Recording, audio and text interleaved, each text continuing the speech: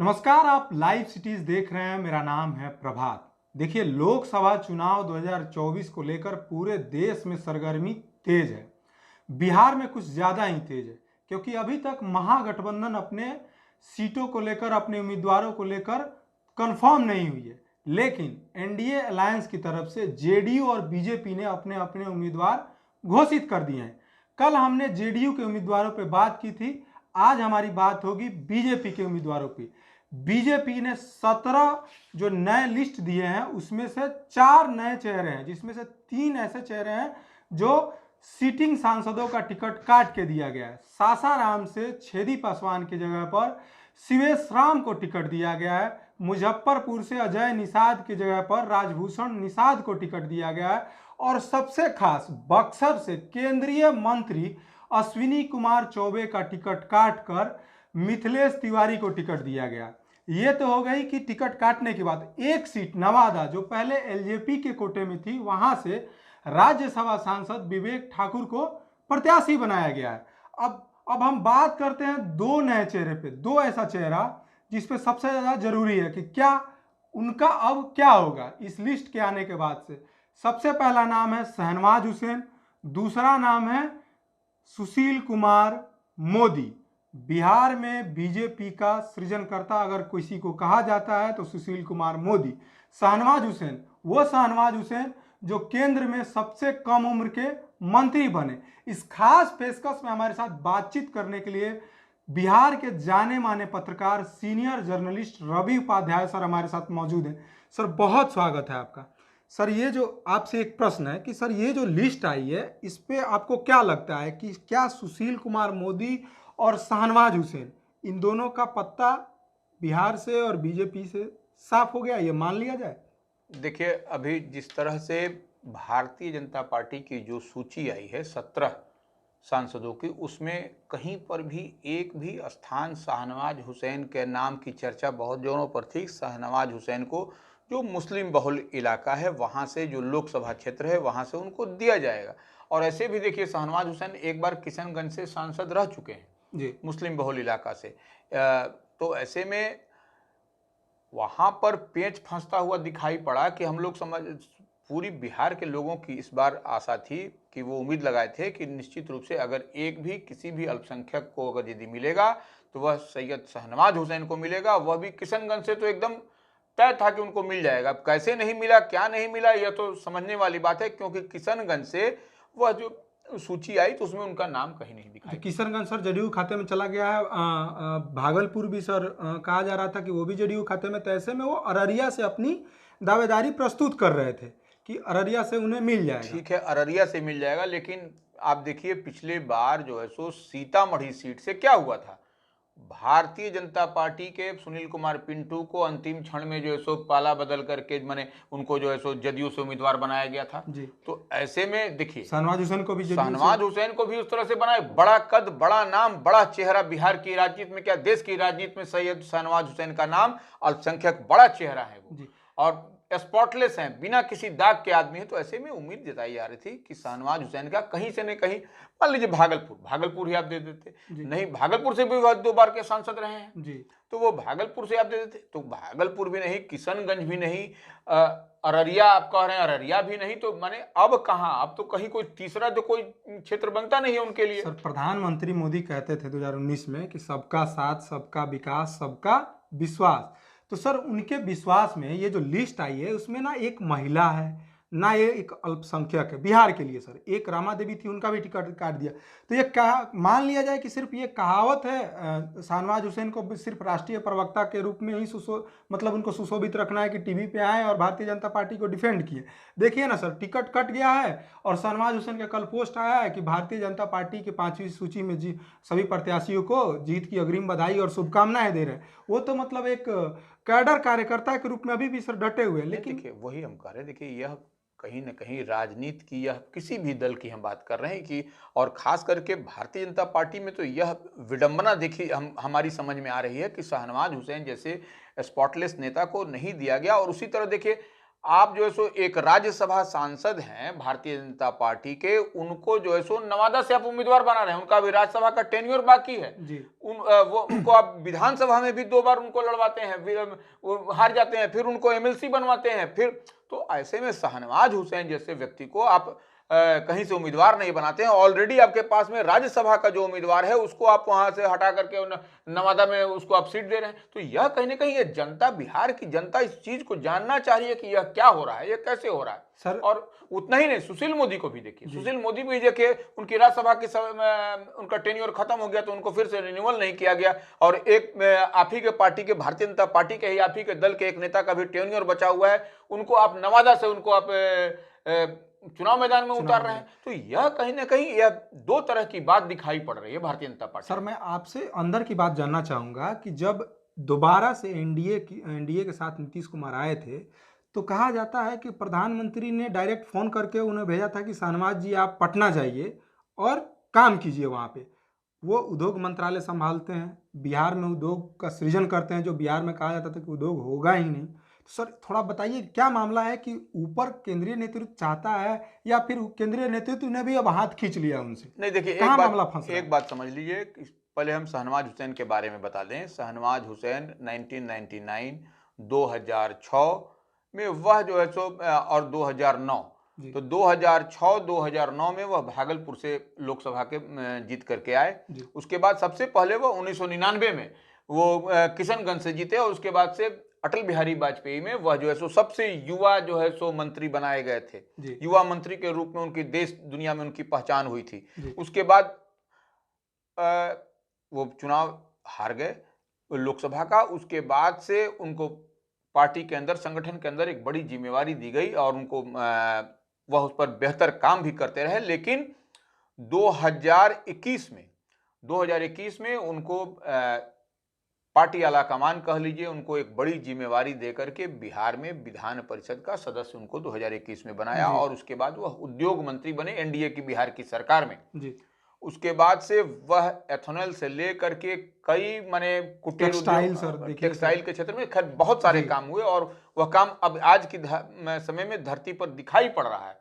Coca Cola हो, ये हो, मेथनॉल हो, तो वह सब जगह बिहार में जो उद्योग के बारे में कहा जाता था कि उद्योग विभाग में जाने के मैं सबसे सड़ा हुआ विभाग, सबसे उसमें कुछ है नहीं, यह सब। लेकिन शहनवाज हुसैन ने उद्योग मंत्री बनकर के एक नजीर पेश की कि किस तरह का उद्योग विभाग होता है और क्या चीज दिखाई पड़ता है। तो वह शहनवाज हुसैन को देखिए अब कहीं नहीं, उनको एक तरफ से उनको डंप कर दिया गया, कहीं दिखाई नहीं पड़े शहनवाज हुसैन। और सबसे बड़ी बात, एक अल्पसंख्यक चेहरा आपके पास में था शहनवाज हुसैन के तौर पर, तो वैसे में शहनवाज हुसैन को एक अल्पसंख्यक चेहरा देते तो यह जो 17 की सूची आई है एनडीए के फुल एंड फाइनल, उसमें वो बहुत बढ़िया, वो गुलदस्ते के जैसा वो दिखाई पड़ता, वो सजता हुआ दिखाई पड़ता, तो वो बहुत खूबसूरत लगता है इसमें।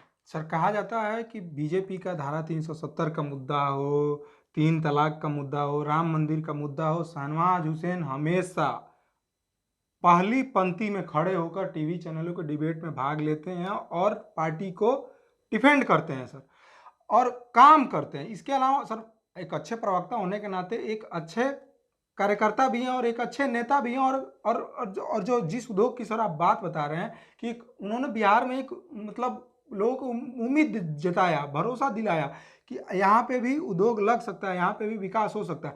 तो ऐसे में टिकट काटा, या क्या आपको लगता है कि राज्य का नेतृत्व नहीं देखना चाहता है या केंद्र का? सर ये बस थोड़ा सा नहीं, देखिए इसमें राज्य और केंद्र की बात नहीं है। इतने बड़े कद के नेता के लिए न राज्य न केंद्र, सबको ही जानता है कि शहनवाज हुसैन क्या है वह। इसलिए इसमें हम किसी को ये नहीं कहेंगे कि राज्य नेतृत्व और केंद्रीय नेतृत्व यह किसकी नजर में नहीं है शहनवाज हुसैन। वो हम लोग ऐसे आदमी थोड़ी है कि उनकी किसी की नजर उन पर नहीं होगी और हम लोगों को चर्चा करने की, यह कहीं ना कहीं सबकी नजर में है, सबके नॉलेज में है कि शहनवाज हुसैन इस सूची में नहीं है। तो ये जो हमारा गुलदस्ता जो तरह तरह के फूलों से बनता है, उसमें एक गुलदस्ता में एक फूल नहीं है, बस यही हम कहा। तो क्या ऐसा मान लिया जाए सर उन्हें कोई बड़ा इनाम मिल सकता है कहीं राज्यसभा से या फिर कहीं मंत्री? देखिए निश्चित रूप से हमको जो लग रहा है कहीं न कहीं उनको राज्यसभा से उनको भेजना चाहिए, उनको देनी चाहिए, बड़ी जिम्मेवारी के लायक वह हैं। और जब उनको जितनी अब तक जिम्मेवारी मिली उसका बाखूबी उन्होंने निर्वहन किया है। इसमें कहीं कोई दो मत नहीं है कि शहनवाज हुसैन जैसे कद के नेता पार्टी के लिए, संगठन के लिए एसेट साबित होते रहे हैं और होंगे भी।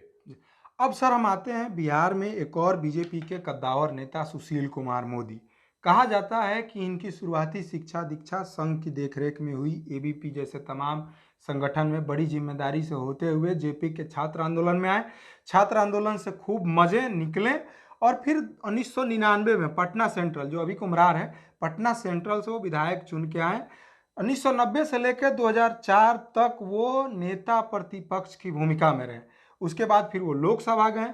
लोकसभा से फिर इस्तीफा दिला के उन्हें उप मुख्यमंत्री बनाया गया एनडीए की सरकार में। नहीं, विधान परिषद आए, विधान परिषद में फिर उनको हाँ उप मुख्यमंत्री उप बनाया गया। मुख्यमंत्री हाँ, बनाया गया सर। बिल्कुल। अब आप बताइए, 11 साल, करीब 11 साल तक वो उप मुख्यमंत्री रहे और सुशील कुमार मोदी को भी सर साइड कर दिया गया। तो आप बताइए कि सर क्या चाहती है बीजेपी नेतृत्व की? शाहनवाज हुसैन को भी साइड कर दिया, सुशील कुमार मोदी को भी साइड किया। सुशील कुमार मोदी को साइड करने के पीछे आप क्या लॉजिक देखते हैं सर? देखिए, सबसे बड़ी बात है कि 14 वर्षों तक वह जो है सो एमएलए रहे, जी ऐसे समझ लीजिए। जी तो 2090 से वो एमएलए उनके बनने की शुरुआत हुई, जी ठीक है ना। जी और 1990 2020 तक वह हम्म, जीते रहे। जी वही पटना सेंट्रल, पटना मध्य कह लीजिए, जो कुम्हरार कह लीजिए, वहां से वो अभी का जो नया नाम है उसमें, तो वो जीते रहे।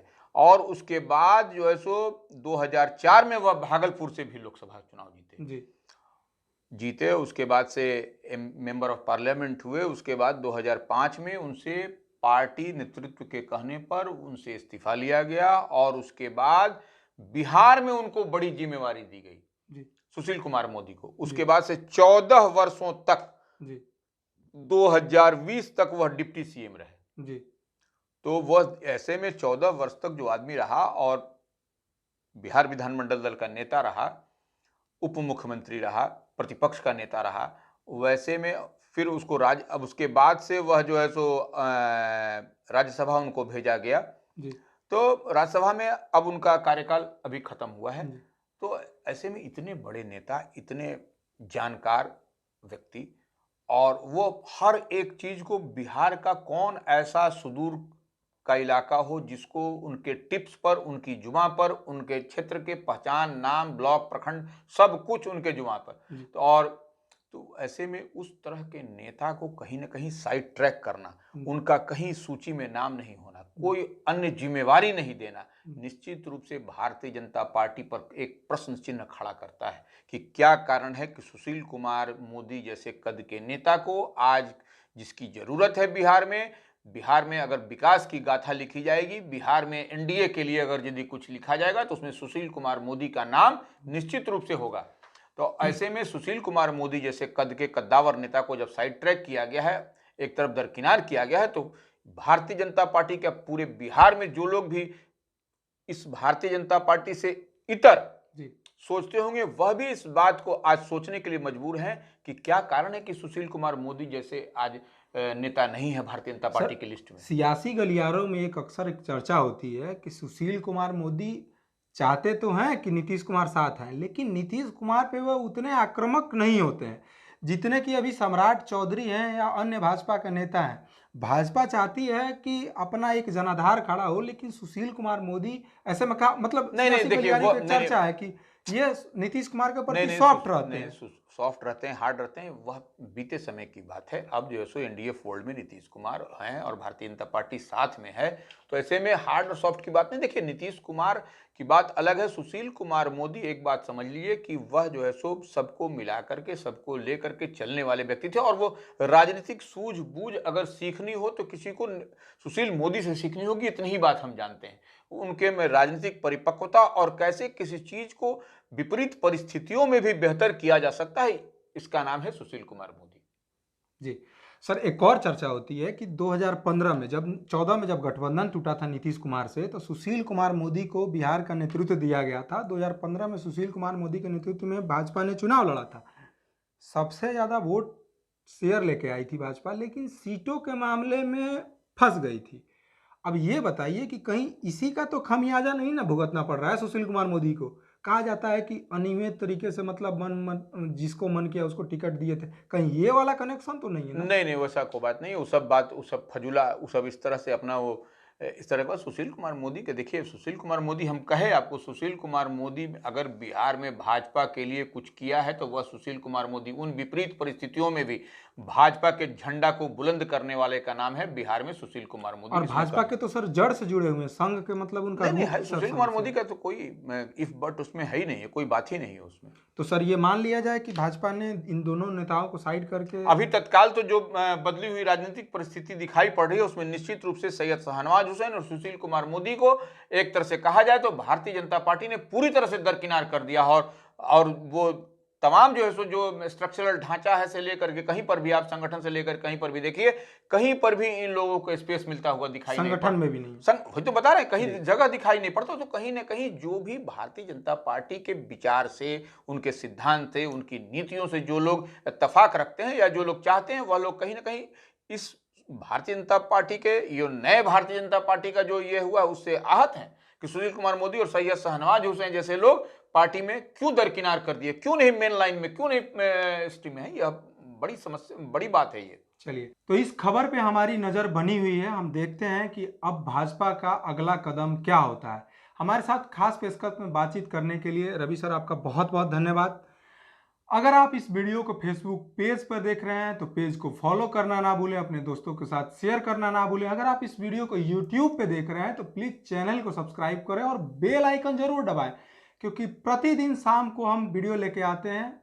कोई भी वीडियो हमारी आती है तो उसका नोटिफिकेशन आप तक सबसे पहले पहुंचे, इसके लिए बेल आइकन दबाना बहुत जरूरी है। धन्यवाद।